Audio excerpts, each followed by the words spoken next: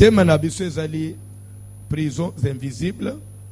Tolobela ki première prison ezali prison ya malédiction. Malédiction ezali sujet très vaste. Je peux parler de la malédiction pendant 4-5 mois aussi le sangoté. Pour malédiction ezali na balolenge belé. Mais awa na pesika introduction. Dans le beli, j'ai expliqué ce que c'est la malédiction. Amen. Une personne qui est maudite, ou soit une personne qui est sous malédiction, azali mutozo bi kanase ya malheur. Parce que dans la malédiction, tout le monde maudire quelqu'un veut dire appeler le malheur, inviter le malheur sur quelqu'un. Mutozo bi ka passe. Mutoza lokola ilokwa ikila. Donc mutoza privé na isem. Na ba domaine moko to mususu ya vie. Amen. Et l'air to lunga ki wana tozo i point ya mibale. To kende ki d'abord na Proverbe 26:2. Où ezolo ba que comme l'oiseau s'envole, comme l'hirondelle s'échappe, il en est ainsi de la malédiction sans cause et le nul est sans effet. Comme pour dire que pour que la malédiction ait des effets, il faut qu'il y ait une cause valable. Oui ou non?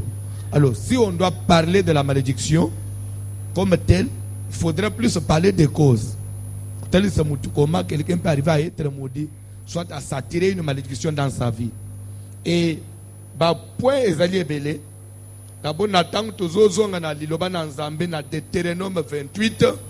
Kuna tomone ki Bible ezoloba que Nzamba zotalisa si bukotosa liloba na ngai, bukotambula kolangisa malako na ngai, bukoselele liloba na ngai, tala ebele ya mapamboli oyo kosopana likolo na bino. Et le contraire nango, si vous n'obéissez pas, si vous ne marchez pas selon la parole, si vous ne suivez pas mes mungongo na ngai, tala bilakele mabe. C'est-à-dire que du fait seulement il y a mutukobuka moko na liloba na Nzambe, déjà il s'attire une malédiction. C'est pourquoi on peut être maudit à partir même de quelqu'un, vous contractez une dette. Aux unions et qu'au foutite, c'est déjà une cause de malédiction. Aux contrats n'amout, au respecté, c'est déjà une cause de malédiction. Auto si babotite, c'est déjà une cause de malédiction. Mouto saleli au bolam, aux arts reconnaissante, c'est une cause de malédiction. Donc c'est-à-dire que malédiction est dans le lingue belé moutoko comme maudit. Amen. Total ce qui plus tu y a qui le la malédiction est liée à la famille. Pourquoi? Parce que famille comme c'est l'île de base. Mais à part de la famille, dans les bandes à chaque minute, vous pouvez tomber sous malédiction. Amen. Alléluia. Puis troisième point, tu y a qui ça. Comment est-ce que malédiction agit ça dans la vie à mout? Tout le monde même en attendant la Bible, nous avons maudire bateau, soit même bateau ba maudit, c'est qui va moussous. Ils arrivaient toujours à définir comment cette malédiction va fonctionner.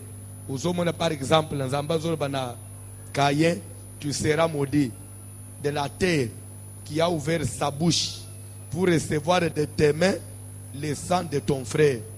Lorsque tu cultiveras le sol, voici, il ne te donnera plus sa richesse. Parce que la malédiction de Caïen avait frappé plus dans le domaine de la richesse. Et Simba qui s'antenne, et Simba qui vit à mariage, et raison pour laquelle Caïen, malgré malédiction, a balaki, a botaki, et voir même Dieu aller plus loin. Quand on a une malédiction, a bambie na elembo, ou pas ou mela na mukine, a koufano ite, a souffrir, a koufano ite. Yango mona keza, même na batu mususu, au moni mutu azo bela, a comité na niveau a kopola, mais azo koufate. C'est une malédiction aussi. Amen. Une malédiction.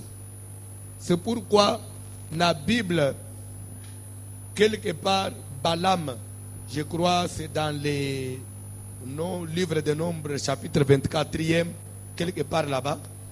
Balaam a zolé la zoloba que je meurs de la mort des justes et que ma fin soit semblable à la leur. Ça veut dire quoi? nakufa liwa ya bato malamu pe suka nanga na mukili ao ekokana na suka ya bato malamu. Ça veut dire que même façon muto s'il saka vi na mukili ao il saka déjà ndenge ni soro na ye. Amen. Eza ana liwa ya bato mabe oyo mona amutu mususu mama ne bino zo bele ya na bino bana boba yeye na bino bana boba yeye izola c'est déjà ilo ozala ina sena moyo. Amen. Alléluia. Kolinga te osili sevino na sabila ele mabe kola pambula mutumoko kola pambula mutumoko. Malédiction financière ezalaka malédiction musu ko frapper mutu na mukili ao asi abota te mususu mona libala te mususu l'instable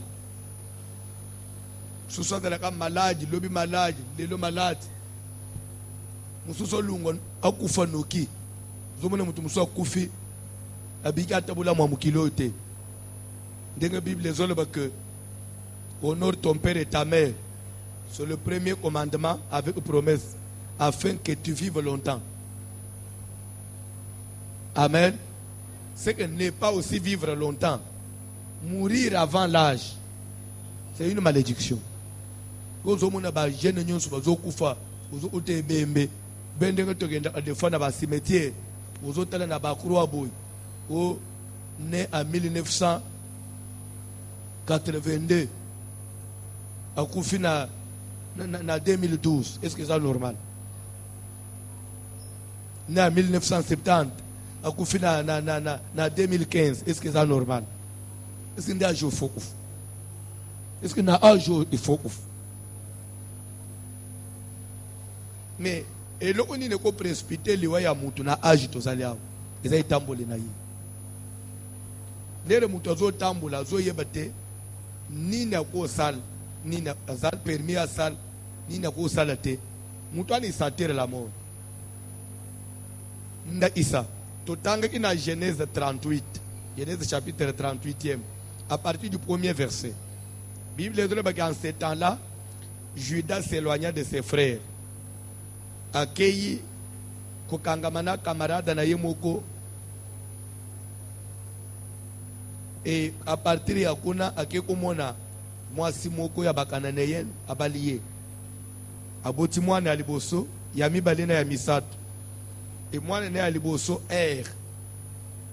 akoli Judas abaleliye mwasi.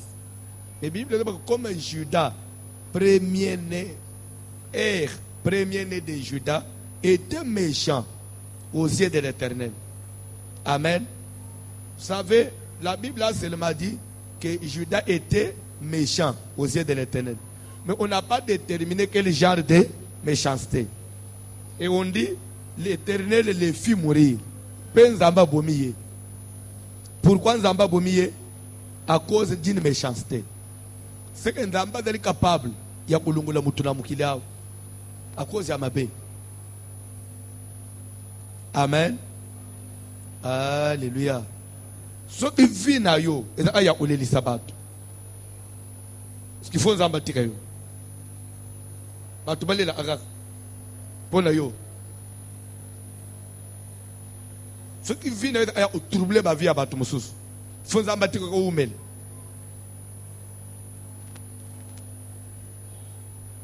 Malédiction. Amen. Tozo le kana deuxième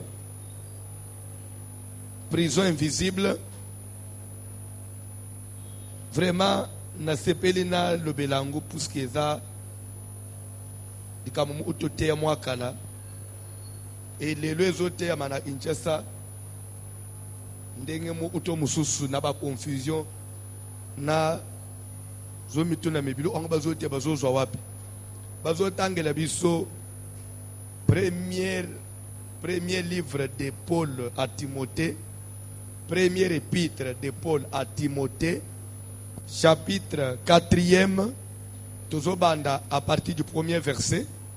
Je crois que aujourd'hui ce n'est qu'une introduction et à partir de demain, nous aurons le temps de commencer le développement. 1 Timothée chapitre 4 à partir du premier verset. Tous ceux qui aiment bien? Tous ceux qui aiment bien? Bozoyo kate. Place pezana kati.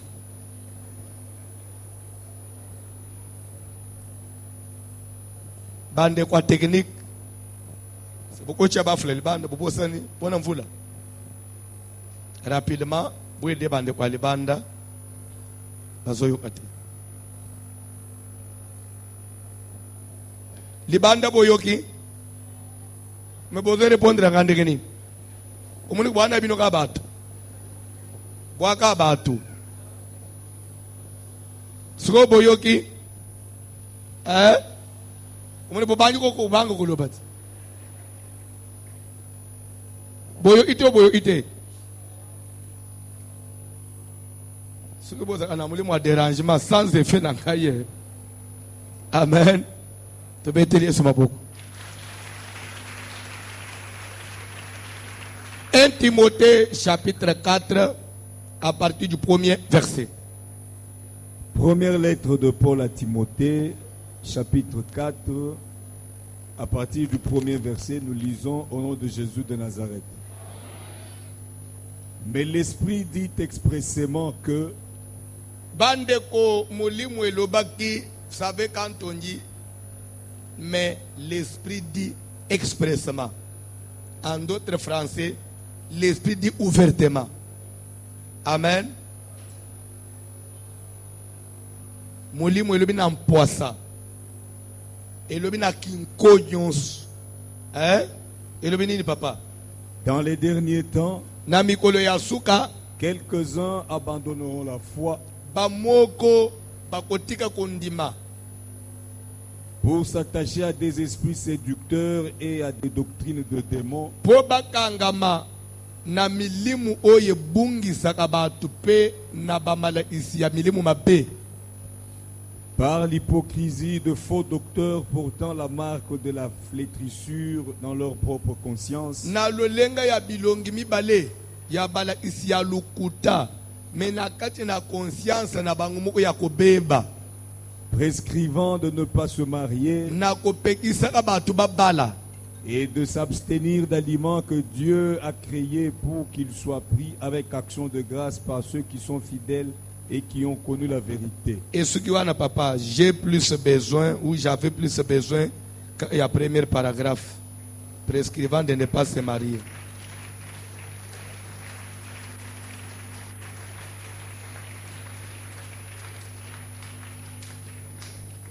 Amen. Paul azokomela Timothée azoyebisa Timothée que mais l'Esprit dit expressement que dans les derniers temps, amen, amen, naza d'abord na besoin d'expliquer au dernier temps avant de na message, parce que la confusion peut belé puis ça makana temps de la fin.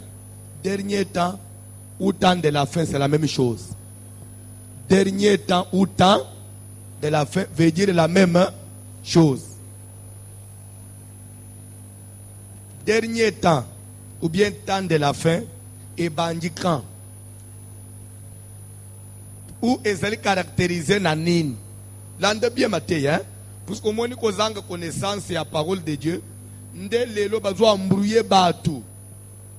Uzokuta na pasteur mobimba te yaki batu ateli lo bana nzambe lobi lobi ayebisi yo ke siko na découvrir vérité a changer a koti siko na bilo omoko boy des doctrines des démons.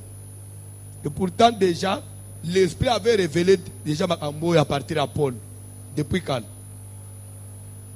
temps de la fin ou dernier temps mikolo asuka na lingala mikolo asuka mikolo asuka et bandi le loté. Temps de la fin, commencement na yango, ezali caractérisé na nini. Temps de la fin, soko lingo yeba yango, oko yebe lango à partir ya Joël chapitre 2, verset 28. Na mukanda ya Joël chapitre 2, verset 28, Papa John tangele biso rapidement. Parce que moi, il y a tout seul qui a confiance qu'on tangue zate. Il y a des mususu qui sont tous bimiao. Il y a un zambe pe sukeli kana portao. Abandi ya Facebook. Na ya imo. Il y a un zambe kana ufanjao. Nde ya nzambe tu asikao. So mususu kutoko de la fanyi n'église ao. Azo sola na batu na WhatsApp place afanja. Bongo na ibisa ibino ya juru ana na veye ya bandeko ba yake kana veyao ba ute osale mesa na veyao sedanga na zote otonde ko sambe la simba zambe bangu kuna baza aka est-ce que je peux te voir pourquoi mais j'ai besoin quand même que tu me fasses du bien wana auto passer la zote kuna que tu me fasses du bien.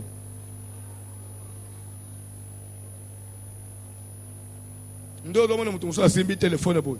Ukanisa za na Bible. Ana Bible tazana page Facebook. Atinda ba photo de prof.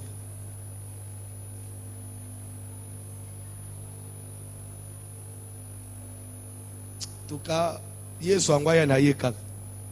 Tumakambu komina ngana za pray Yesu yana pokwa. Pardon? Ayate. So omoni mutozo ba yete se azaprete nga ya talo bisika o kandingo tuza siko yao omoni kutu suka yena pokwa bien makambo pe 40 jours katani na ba jena se ka lobi anetikali total nana osala oboyi nini ayete poneni pardon obali nante ozele nini fala tabana basiba lo bamwana mbale to bana bali nanute oyebike kutule omatina bana mbali ndelo ezo amusanga mwalo mbali ayitula usomona nazala bana mbali abitula suko ebele n'eglise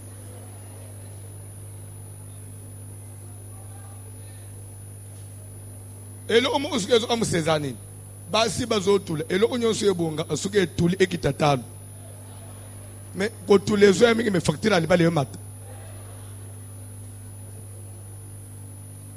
nga yusuki para nadana bana nanga basi na chata 200 mubala zana 200 ya selinini papa ba utula ukomika na porte 200 bilo onyoso na ba veste yaka na 200 pardon mbala moko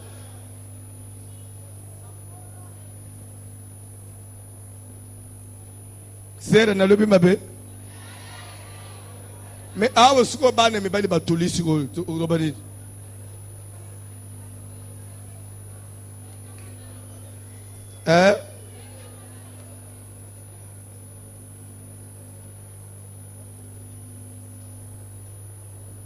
tanga Bible papa Joël 2:28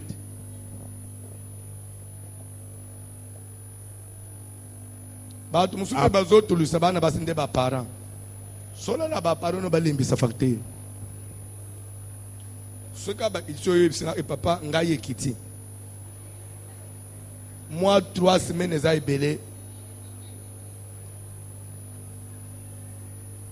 amen alléluia kola pambola mutumoko na banza likambo nazolo ba Jesus sérieux naza na télévision pe na radio pe bato alibanda bazolanda même kolo likambo na zolanda nazo ba pite na ndenga ya ko dénigrer pe ko dénigrer yete. J'ai une sœur, elle a envoyé beaucoup de photos sur mon téléphone. One is a semaine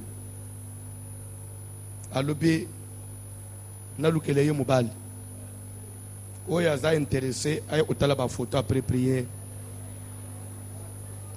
aza sere moko mwasi kitoko aza na Angleterre moi dans le bambok ezate mais na Angleterre aza congolaise d'origine mais aza déjà na nationalité une aza jeune fille elle a moins de 30 ans moins de 30 ans Pardon? Ce qui, je suis sérieux, je ne blague pas. Il y a des gens qui me suivent. Abondelinga Ming, chaque jour, hier encore, il m'a appelé pour me dire, pasteur, vous trouvez des. Où il y a ça intéressé après prier. C'est sur mon téléphone, on a autant que la Bible. D'abord, il faut te belé à Tindi, il y a Ndengenyos, il y a Mubimba, il y a Ndambu, il y a Profil. Zana WhatsApp, Nanga, Ouye, Outali. Si vous êtes intéressé, vous appelez sérieux, n'allez ici bien la prophétie. Si ça va, si même il faut foutre billet, vous monani, que la famille a payé quelque chose, il y a payé au Mukanda aux visa, pour que vous saluez les balles, pour que vous faites en Angleterre. À Salaka, à Zanavignon soit bien. Alors bien que na poto trouver na yé mobile à sériété, à préférer na zoa na église à voici l'homme et pas bateau baza enseigner. Pardon? Au moins ni mateya nangai et autres les bino ba marché belin. Alors on a le peu sérieux, au gain de décevoir un gâté. Aïe bisinga e faso teya amagambo alibala. Je comprends que ce que nous avons dit, c'est de décevoir un gâté. Ce que nous avons dit, c'est de décevoir. Vous assirez nos frères à l'embellemete. Yoka, est-ce que l'eau est jalousie, papa? T'es tout le banane. Vous voyez que, même s'il fallait réagir, il fallait réagir publiquement, nous devons pas nous en au centre, on s'est dit que les balles série batté. Vous avez joué à la mi balles à l'embellemé.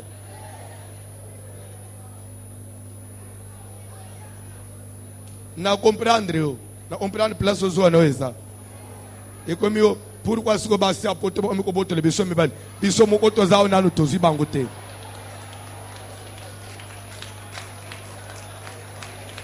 Amen. Papa John, Joël était 28. Les derniers temps ou les temps de la fin. Après cela, Bolanda, Simana Owana, je répandrai mon esprit sur toute chair. Nakosopa, Molimu Nangai, Likolo ya misuni nyonso. Vos fils et vos filles prophétiseront. Bana nabino ya mibali na yabasi, bakopesa bisakweli. Vos vieillards auront des songes. Mibange nabino bakolota bandoto. Et vos jeunes gens des visions. Même sur les serviteurs et sur les servantes. Dans ces jours-là, je répandrai mon esprit. Je ferai paraître des prodiges. What is that version in Otan? Version Otan. Pardon? Mais la version dans les derniers temps du Dieu. Yo bandika ces jours-là.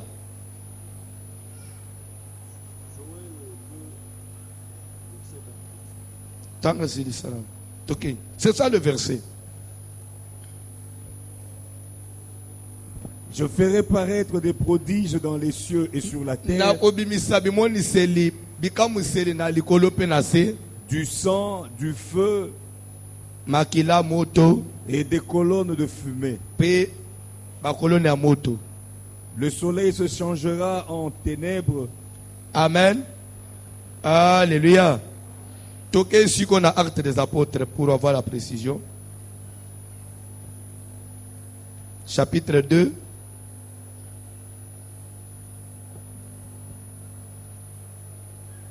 Tu vas dire le premier verset. Le jour de la Pentecôte, ils étaient tous ensemble dans le même lieu. Tout à coup, il vint du ciel un bruit comme celui d'un vent impétueux, et il remplit toute la maison où ils étaient assis. Des langues semblables à des langues de feu.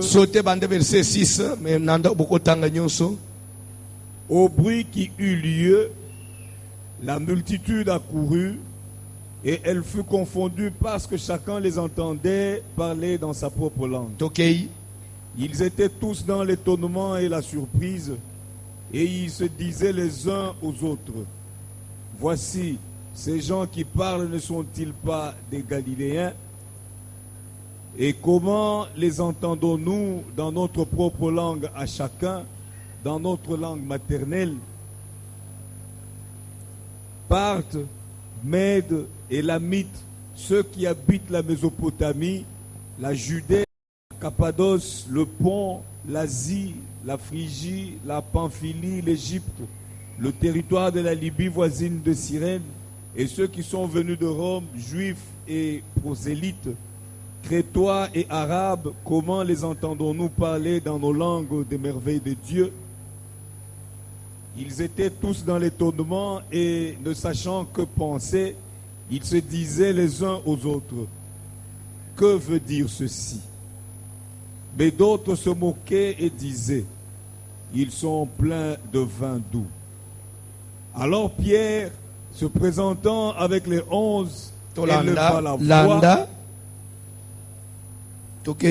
et leur parla en ces termes, hommes juifs, et vous tous qui séjournez à Jérusalem, sachez ceci et prêtez l'oreille à mes paroles. Ces gens ne sont pas ivres, comme vous le supposez, car c'est la 3e heure du jour. Mais c'est ici ce qui a été dit par le prophète Joël. Dans les derniers jours, dit Dieu, je répandrai de mon esprit sur toute chair. Vous comprenez? Paul Zolobake, c'est ce qui a été dit par le prophète Joël. Joël 2, 28. Dans les derniers jours. C'est que selon Pierre, le jour de la Pentecôte marque le commencement il y a dernier jour. Vous comprenez? C'est clair, non?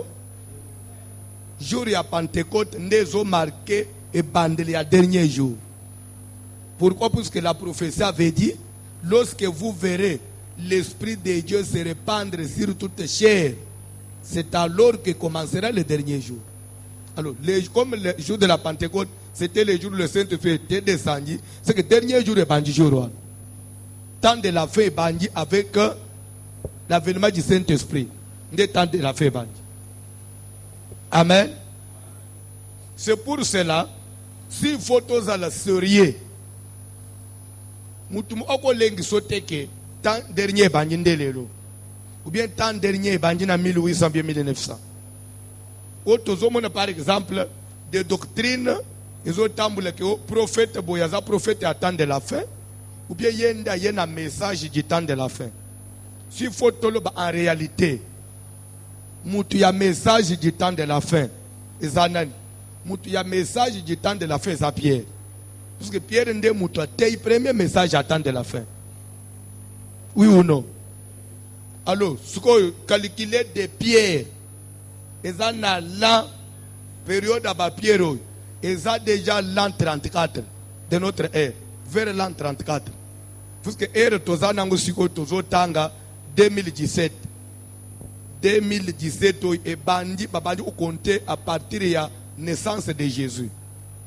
Donc l'ère de Jésus a botami nde babandi kotanga l'an 1. Et Jésus est mort à l'âge à 33 ans et demi, vers 34 ans. Et mbalamu se suivre na ba succession ba événement ya ba Pentecôte banine. C'est vers l'an 34. Nde dernier temps bandi. Calculez de l'an 34 ti ba 1800. Plus de 1800 quelque chose ya bané. Quelqu'un vient avec un message. Combien de siècles? Message entre bien on des messages attend. Et il y a un retard à Bamboula.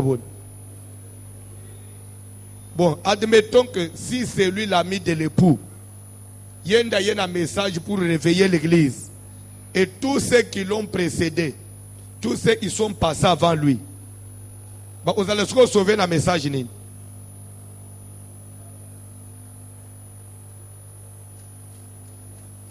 Tu as 1700. Vous allez sauver un message.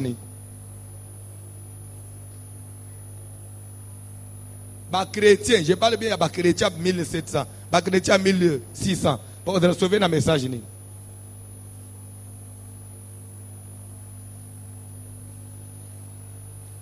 Amen. Alléluia. Alléluia. Kola pambula mutumoko. Kola pambula mutumoko. C'est pour cela confusion à pamba pamba. Ne fils qu'il faut de la maille la terme pour comprendre les Écritures. Donc dernier temps et bandouane. C'est pourquoi même l'air ce que Paul a comme le Timothée que dans les derniers temps l'Esprit dit expressément dans les derniers temps déjà natango ba Timothée wan. Il dit déjà ma ambo bazolo ba wese banda. Parce que dernier temps il bandi même ba Timothée na ba bongoli motemate. Il bandi na Pentecôte. C'est clair? Sauf que ce que vous devez retenir c'est quoi? Par rapport à l'an 34 de notre ère, au Saint-Esprit qui t'a.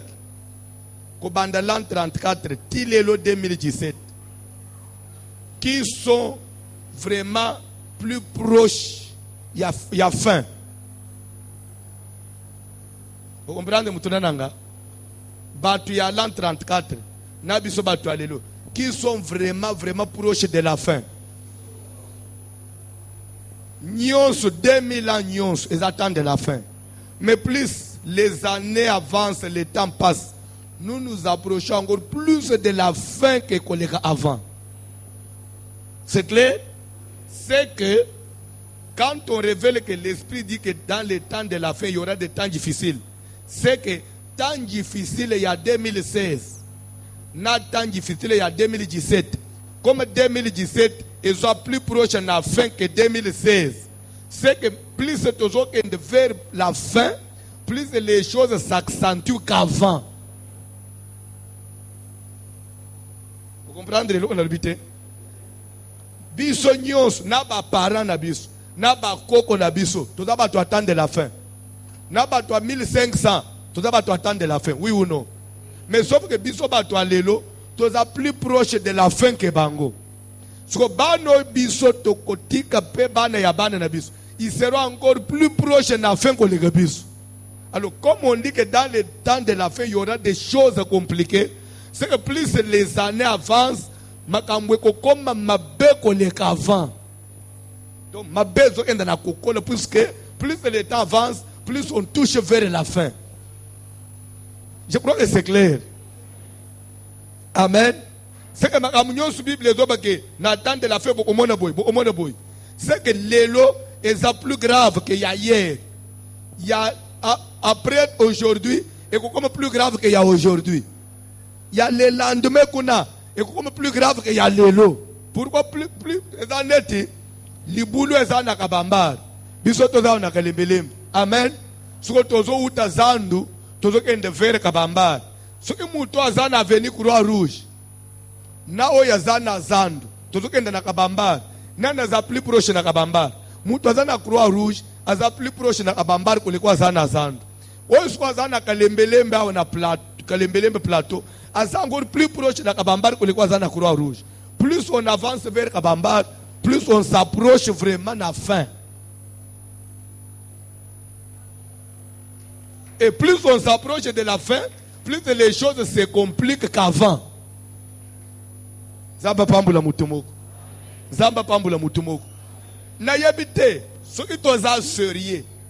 Ce qui t'osa sérieux. Je vais vous donner un petit signe. Ce qui t'osa dit bien. Période de conférence nationale et bandi na mboko. Makamba multipartisme. Tu connais la période de union sacrée. Hein? C'est vers les années 90. Nde Mobutu a annoncé multipartisme. 91 conférence nationale et bandi. Ce qu'on a dit temps, c'est comme si ça annonçait moi espoir de mon boy. Oui ou non? On dirait mboke zo bonga, makambo zo fungwama, vraiment misale zo ya kalikile bane wan tilelo. Ozo moneke tokomi kutuko regrete na bane wan kelelo. Na bito suke za mabena nazo osama kama nazolo. Plus on nous donne l'espoir et plus les choses se compliquent. Avant multipartisme, tu y a pas de l'estage. Na ebite tamsu yo ye inchase mbula nini na ebite. Amba de l'estage to ebaki angute. Ba terre mwana ezikina ba français musu na dictionnaire. To kutu modele sa ukende ulukela na dictionnaire. To ukipangute. Français wana ezu pale mutu apoto ebi azanti na de l'estage. Français musu ezu amplier kana ishasa. Na yebi na kino zo monoi na inchazo zo monoi to yeba stabilisateur te stabilisateur na ndako muto sombe stabilisateur muto sombe groupe électrogène bien panneau solaire congélateur de osombi na ville kaka ndenge zano oye o branchang pe soki po ede ko soit olingo des fois lingo bi misebilo omusuna kati ekangi classe moi yo lungu lango ezate nde o débrancher depuis tongo te faut bo débrancher na butu po lobi bo buzo moi bi misosos po ekangi makasi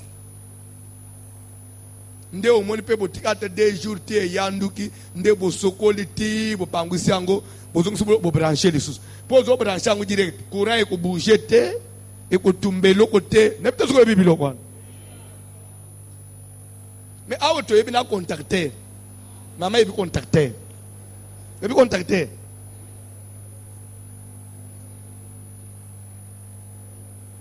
Ce qu'on a zone tout nebin.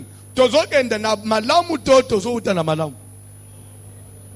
Alors pour ton information, peut-être makamu na zolo ba ko diaboliser ngai. Mais c'est une information, je parle maintenant là, pas comme une personne physique, mais comme un homme spirituel. Pour votre information, côté tozo kende za plus pire que côté touti. Mutoko sayote. Bible zolo baboy à propos de ce que j'ai dit. Lorsqu'on vous dira paix yakimia, paix et sûreté, une ruine soudaine vous surprendra. Oui, verset 1. Kimia na sécurité. Boye beke ndetango bo osala surpris makambo pe selenini e baby bande utikana peso toli umuni ndanga to fanja soke danelo okoki osala sala na yo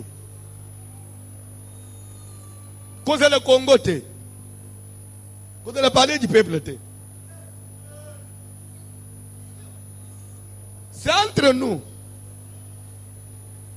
ya place au fanjwana odule ngo voyager o libité n'être nan parler du peuple balo ozo salaire moko ya munene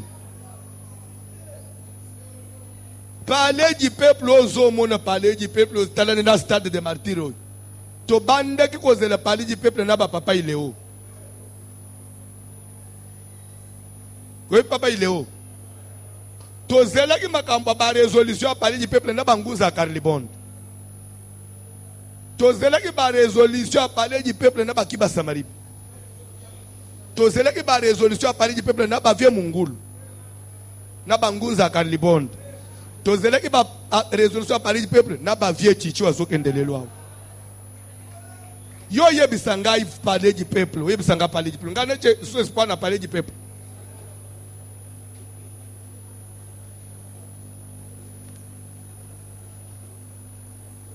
So ya kukamweza nini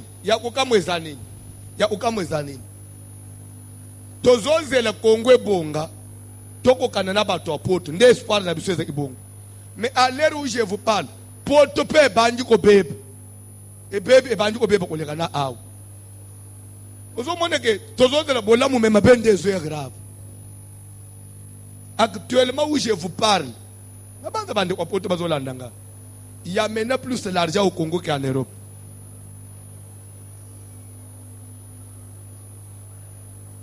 Au moment où on a zoloba, tu peux ou ne pas accepter. Place au fan, azokosa. Mais je sais ce que j'ai dit.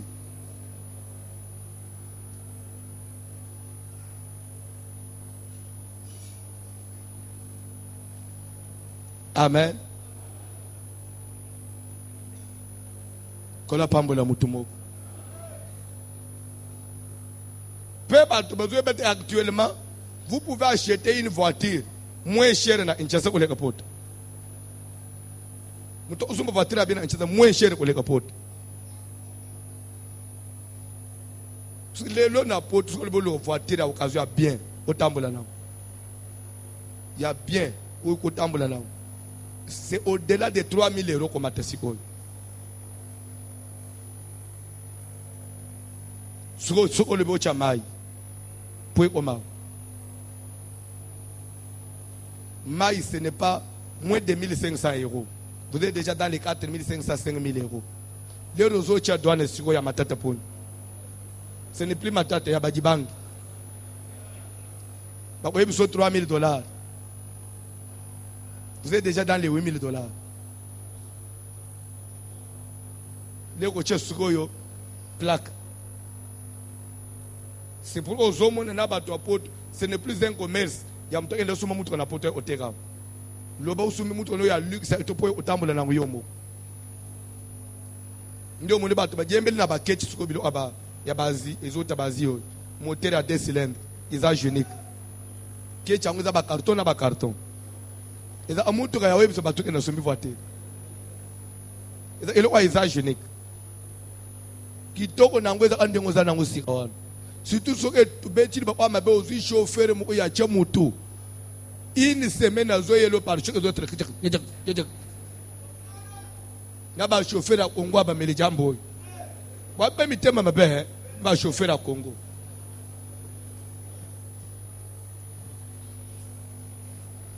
Pe oyebi ngai na osenga na parlement na biso ba voter ta loi ndenge za ba mboka mususu. Mboka na biso mutu ka transport. On dirait que Yango est cause à la propreté. Et pourtant, c'est le contraire. Bambo comme sous. Et on est à transport. Il faut être plus propre que les camions personnels. Pour ce qui est taxé, c'est le thème au matete. C'est quelque chose de commercial. Ça doit attirer. Mais pas na biso taxi de. Vous avez besoin d'un aminde. Mais pas tu vas m'attaquer. Si vous avez besoin de chauffeur à taxi, moi, je vais battre les mythes que vous avez. Et puis, je vais matana bangoka. Attends tout petit bout. Matana bangoka. Bozo nyoko le suko bato bazo somba mitu. Bozo panzang, muto sombi yango nano récupérer telo côté. O panzang. Pe sundola yango lobi akya luki mususu. Les derniers temps ou les temps de la fin. Kola pambula mutumoko. Paul écrit à Timothée, il dit, l'Esprit dit expressement qu'il y aura des temps difficiles. Tanga Bible, papa, tanga place. Je crois que tu comprends le temps de la fin. J'ai introduit mon message, Tobangi Lobi. Donc, s'il faut bala na yo, cause elle a parlé du peuple. S'il faut Luka Musala, Sala nyon se nzamba osunga yo sala. Parce que bah tu bases là la résolution a parlé du peuple calculé de 91. Tilelo, ça fait combien d'années? Pardon? Ça fait combien d'années, Sikoy? 16 ans. Pardon? Bakamuni Bozolo. Non, Nantayen Tilelo 16 ans. Papa John.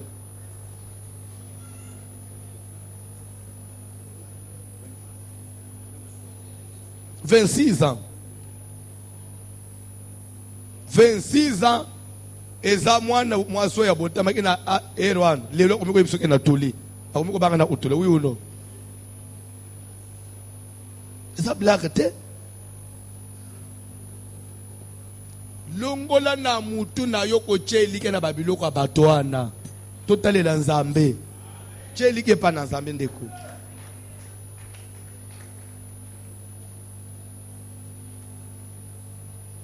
Amen. Même ceux qui te le bien en réalité, tout le monde on a bango ya ba koro. Ba espoir de to zele kinango, to ndima ke to comme tina mois d'avril. Na nous to le tomate à corte. De l'autre dans mois d'avril. Ce que ceux qui ont fait du vin na yo zo zela kabilo kwa. On demande aux autres la fausse affaire.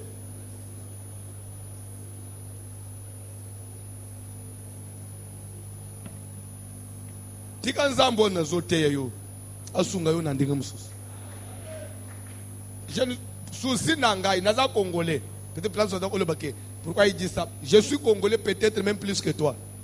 Oui. Et j'aime ce pays peut-être même plus que toi qui me regarde là. Et j'ai aussi les soucis de ce pays. Je ne dis pas ça comme pour dire que je doute que Congo est Kobonga, non. Les Amboka Nzambe tozo prier pour Ebonga.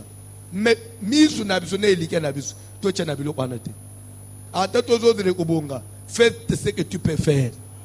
Dans notre temps vieux kendele boso. Lele ko Kobonga wana ekutele biso na place ba pato suto sadwana. Mais ya ufanyi sugoyo otanga aba journaux. Otambula anara jona litoi. Oko sala AVC. Je vous jure, au sala AVC. Au lieu que nous allons fungula magasin au teka, aux autres les mboke bonga lieu que nous fungula magasin. Kende ko teka. Oh mikolo ba client bazate, kaka muke muko bazole kawana. Nde ba client. Ba client bazate, est-ce que bakolo ba magasin, bazo futisa magasin te bazo zela dialogue. Chaque mois bazo futa oui ou non. Si yo ko boye ko teka po ozela dialogue. Au consommer garantie nous sommes pas misio. Alors vivons en attendant que Dieu fasse quelque chose. Et dans notre temps nous prions Dieu. Nous sommes les pays pour nous mokango. Nous sommes Congo riche, Congo riche. Tous les gens qui mike tous les kunun. Tout le monde richesse à Congo te. Vous voyez tu rappelles tu fais tout le monde richesse sur le totanga na classe te nzambe na ngai. Ne peut-être que vous avez makambo na zolo. Ngai na njima iteke na koma na ajo sange na mona richesse a Congo. Na komi na suki apembe na mutu. Congo riche. Le bana le Congo riche.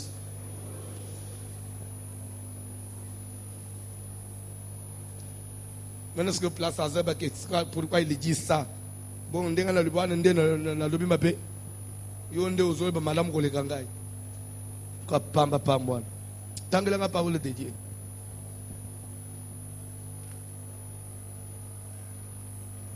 Dans les derniers jours, na mikolo asuka dit Dieu, zamba lobi je répandrai de mon esprit sur toute chair. Tout ce que tu côté tozalaki papa na interpréter personne ko yebako to komi na Timothée 4 place tozalaki ya Joël to sitore to silisiango.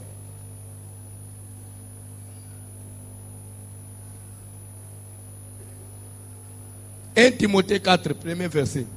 L'Esprit dit expressement. Mais l'Esprit dit expressément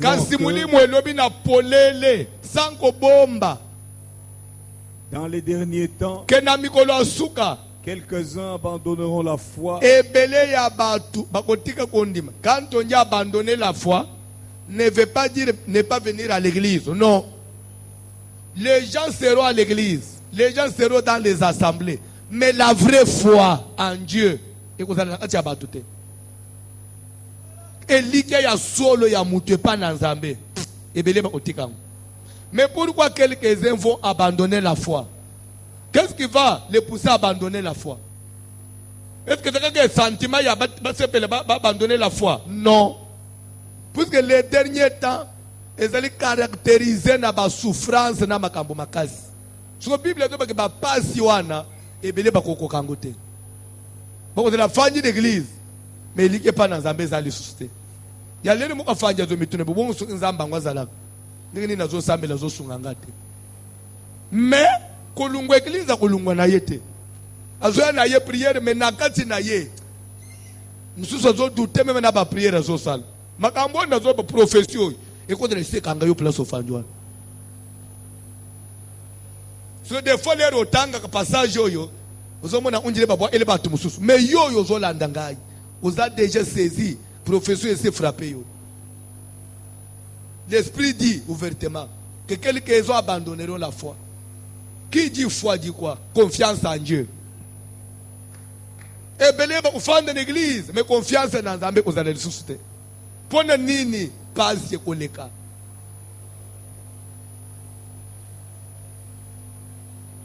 Keba pas si ya mikolo asuke sili so confiance dans Zambé. Pourquoi? Parce que Paul nous a révélé que derrière ça, les esprits mauvais, les démons. C'est-à-dire que tant de la fin, et de peut caractériser plus les démons, les esprits, influence les esprits. Toujours bien que moment wapi, milimu mabe ezo agir plus qu'avant. Makambo ebele za mena di na ba influence spirituelle qu'avant. Et dans la bilo utoye bisikoy que même mikolo alonu toye be kangote. Pour le dire qu'il y aura des esprits séducteurs et les doctrines des démons. C'est-à-dire les démons, les esprits qui vont séduire les gens. Et qu'on pense dans un mikolo souk. Quand là, tout le monde a sorcellerie. Quand la sorcellerie est qu'elle a sonné. Quand le même moutazo simbakis. Parce que l'ingaba est teka simbakis. Mais les lots moutazo simbakis. Moutazo sambe l'église à Bunganga. Et so bomba malisusu te. Quand vous avez ça battre les na sambe na science boy. Soigne za lisusu te. Kindo kyo tekelo akobomba ma.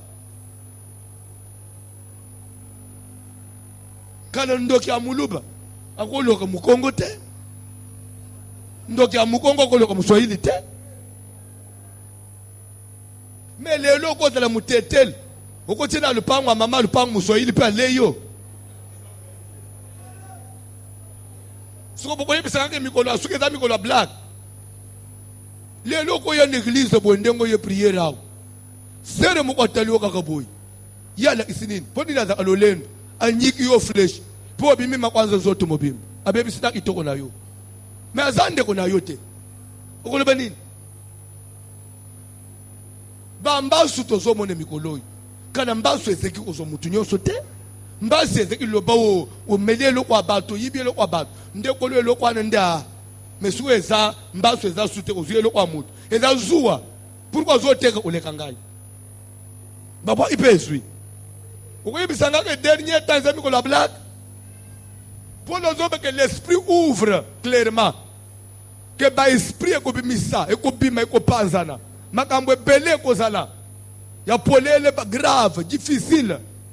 Ya mutu ezani na zoko bazole baboy. Des doctrines des démons. Et alors que prescrivant de ne pas faire quoi papa John, se marier. Ça veut dire quoi? Ça veut dire que dans les derniers temps, même l'ibale ko sala nini e ko bunji sama. C'est ça ce que ça veut dire. Prescrivant de ne pas se marier ou empêchant aux gens de se marier. C'est que bah esprit attend de la fin et qu'on bouge même mariage. N'attend de la fin. Ça dit tout ami koloapi, il faut moutoir de l'enseigner. Kana na quartier. Okuta mwana mwasi ya 25 ans. Akukoma 25 ans de moi, c'est comme si 25 ans dans le quartier. Mais ça problème. Fiwana, Kata Moukol, Abalite, vraiment, Abalite, Abalite, Azana problème tonine. Maman, Makamon, nous avons habité ceux qui n'ont pas réseau bien, bien, bien. Ma balle à Kalesale qui, moi, c'est 18 ans déjà, je me tourne, mais, maman n'a pas vendu, c'est moi, Nangai. Problème est ça tonine. Mais les lots, 45 ans, sa jeune fille. Sa jeune fille. Ce qui a bêté le cas, moi, j'y peux me taille, mais. Tantine à l'élo.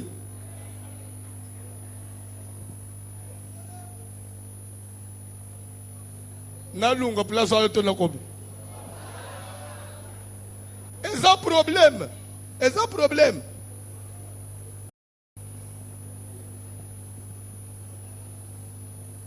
Mikolo 35 ans de. C'est normal. Parce que d'abord, il y a condamné à 35 ans de. Parce que la majorité dans l'église.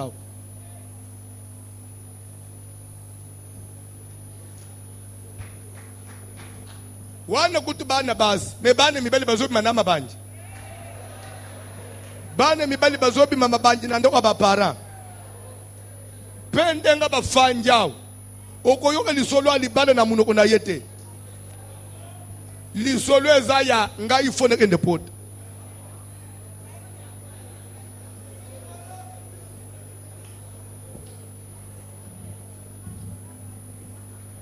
Fi moko ya yebisira me papa.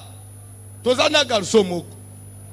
ngana za na 33 ans na zo kende 34 ans na tuni yesi kome na zo mona depuis tozana yo 5 ans yango ade ide yake tosumba kata mwa elo umoko pona libal mwana mbala zo ebisa mwana mwasiboy babule nino anozo yela ngai ngaba bilu amabala na mutu na ngeza nanu te mwana mwaso tu oh bientôt ngana zo kisa 34 ans yo ozo kende 39 ans ozo babule nini nazo yele yo abite lunga ngablo apam bwana ozo forcer ngana bala yo ngale bisuke na après mais suko mwana mbala za na 39 ans après te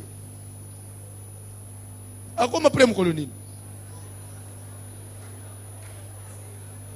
te boseka te nako tuna kandenga bafanjawo baseli batere batombola msapi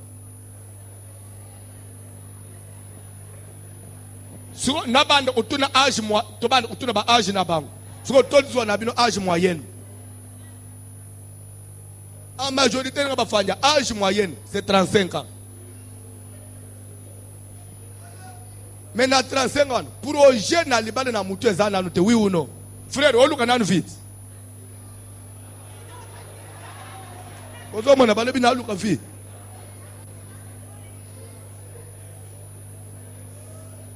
so Bible zo Paul azole ba esprit et se révèle ki biloko oyo na mikolo bozokende bo omona il y aura des choses il y aura des esprits ba esprit moko ekolungule même batu na makambo nzambe asolo comme même batu na ba doctrine na pamba ya lukuta ba esprit moko ekosimba batu même babalo oyo ba empêcher bango babala mais si photo luka to ba esprit wana wo lelo ezokanga mwana mobali aviva akipeli kambo alibala te ezo ba esprit nini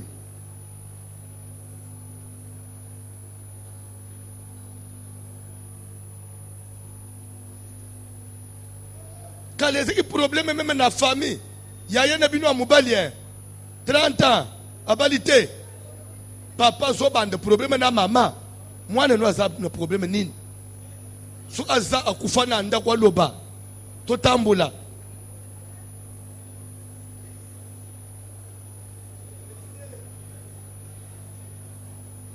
lelo bana mibala ataza na 40 ans il se plaît atelema na ba fina ba coin samedi azwi moko bakenda ye maluku bageli maboke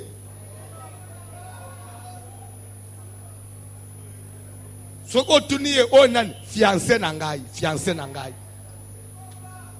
pe surtout so ay biso déjà basiba yebi epa na biso esiliti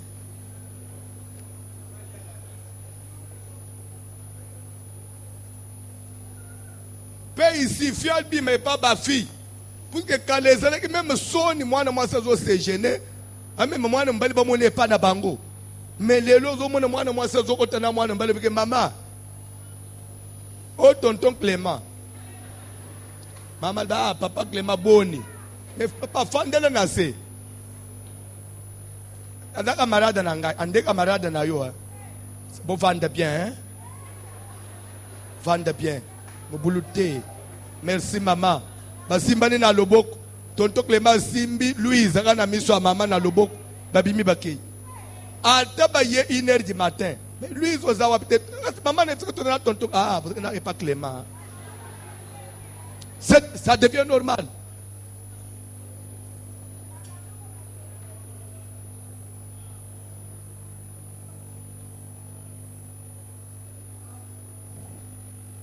Nazo kote siko nazo introduire l'ité nangai. Deuxième prison, tozo bande. Et de la prison, il y a mari et femme de nous. Ba esprit ya temps de la fin suko landiri na biloko wana bana basi ebele babala bango na butu mane mibali ebele bazana basi ya butu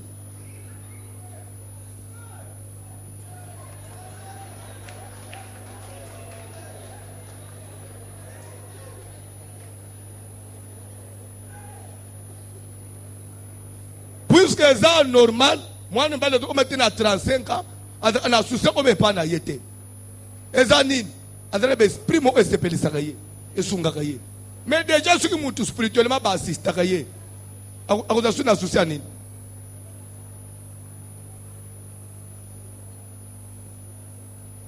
Ozo ya libala ya butu. Libala ya butu eza libala nini? Eza libala physiquement boy. Okomona mutu na mobali te. Okomona mwasi na mobali te. Okomona mobali na mwasi te.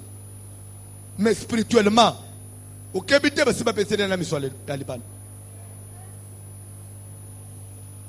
Ndio ozomona na moya ko bande relation nyonso ozobanda. Esuka kananzela. Soki esimbi, ça sera pour combien de temps? Les lois obétent tout le kozobal. Ozobal pour combien de temps? Ba babala avant yo, ba sali mbula bonne na libala. Bazana fini. Et soki lelo mwana mwasa wele okota na libala. Aluki na nu délivrance na bilo otozolo boite. Azomela mwana mbali abatu nini? Parce que la Bible dit que dans les derniers temps, l'esprit dit ouvertement qu'il y aura des démons, des esprits qui vont empêcher aux gens de se marier. Ça veut dire quoi? Quand on dit empêcher aux gens de se marier, ça ne veut pas dire que va empêcher que ma balle est salée ma tête. Ma balle est salée, mais le vrai mariage, le véritable mariage durable est causalité. Et ça va mariage fantaisie. Le coup là, tu connais bisayo que quelques abandonneront la foi. Ça ne veut pas dire que les gens vont quitter les églises. Non. Les gens peuvent être dans les églises. Mais vraie foi, vraie confiance dans Zambé. Quand on dit empêcher aux gens de se marier, ça ne veut pas dire que mais est-ce que vivre est-ce que ça vrai mariage n'est pas? J'ai un message sur mon téléphone. Na banza mutotindelenga ngo za soda muku ya kanchachi kusika lobi azovanda na kanchachi futa ka soda alobi teka za soda mais kana fanda na kanchachi me fonda na soda azoko melanga ke voici l'homme makambo teyi etushe ngai ngana zana mwasi na bali azana ndako toboti ne bana mibale mena linga yeta za kana mutema na ngate nazo degu na ye papa nazana anda utwana bani mibale nasale nini pona mutema nanga zate soki na tali ye boy même posa mwasi na zakana ngute mais mwana mwasi azana anda alibala ye biteke na mutema muto na zali suste boni bafanja onanda kwa alibala des fois même na mbeto alibala oyo des fois même mobala tuna osuli kambute kozanga kutuna oli kambwana elingo le bakata na posa mwasi te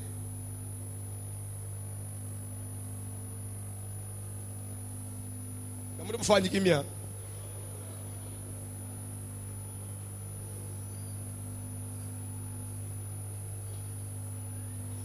un jour na fanyi na zo mituna na zo landa ba chaîne ba télévision tala ba TV na bison ya local à partir de 23h minuit et dans sous TV ya Hollande na bana te oui ou non à partir de 23h minuit et sexe mais na mitunaka ko leka émission na télévision na leka na ba chaîne na télévision je sais ce que ça coûte. So bato bazoleka chaque jour bazozo mbongo ufuta wapi? C'est ils ont des clients, oui ou non? C'est qu'ils ont des clients, mais ba client bazozo bazota wapi? C'est que biloko bazola ba nezo simba bato zamwa sali bala tamsumbala sepela anayote tala yaka ozamu bali tamsusu kipakasu yaka c'est tout ce que mais est-ce que c'est ça la vérité que dit la Bible? Dans les derniers temps, il y aura des esprits qui vont empêcher le vrai mariage. Biloko batu bazo bika na banda ko. Est-ce que spiritualité?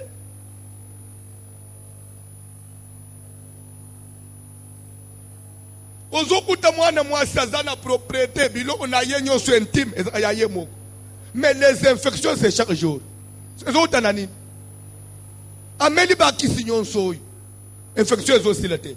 Et ça pamba. Toko ba lobi, o telema. Et ça makambo ebanji siko.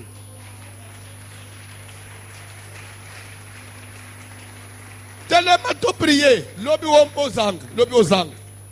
Lobi ozang. Oh. Tantine telema ko? Et ben, dis-moi,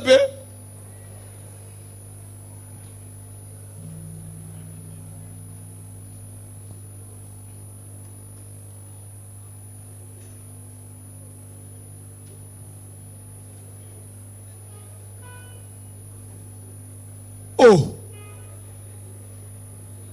beaucoup de le matin, pardon,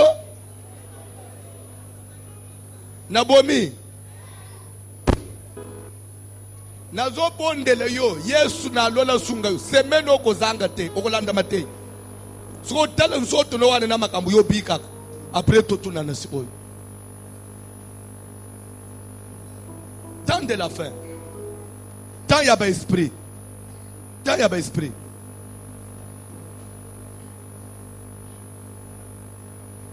Bayembi kantik.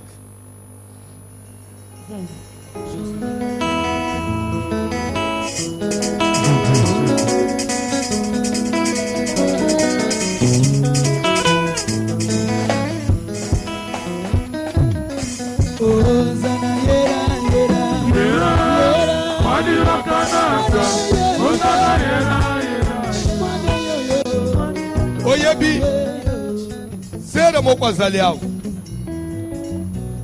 na bengi ye na tuni ye kaka na service oyo ya même une semaine na tuni ye mais c'est oza na âge nini 33 ans mais yo namona kokipaka no makata ndenge baninga bayaki pasteur sambele mpona ngai déception soit nzambe asunga ngai nazo mobali ata fiancé oza ala fiancé ote mais yo atuluka tanga itene ido na ba prière abi pasteur eza ana mutu na ngate na tuni pona nini ozwa déception mo grave bité baboti biso et papa na biso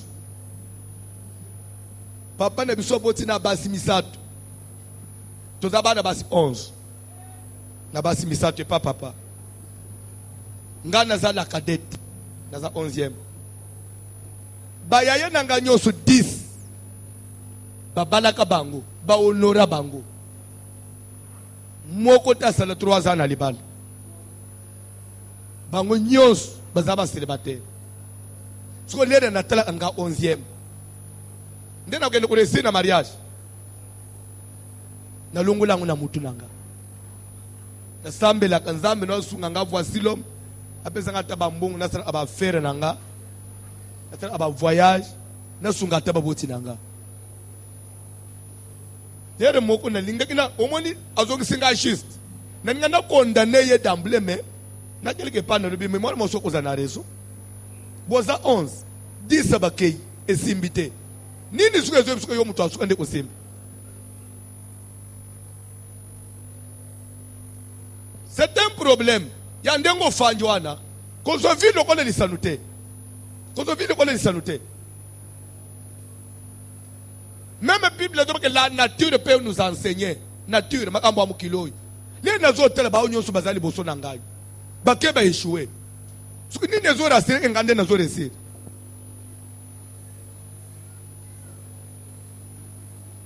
Ba musuba ke na mabala wana. Et kombo eza aka ke abala. Des fois yo célibataire. Zéro célibataire oy. We osunga ba ndeko bazana mariage. Des fois yo célibataire ozo bunda bunda oke opesi eloko akolia na libana. Vous trouvez cela normal? Nazana besoin semaine ozo sala prière.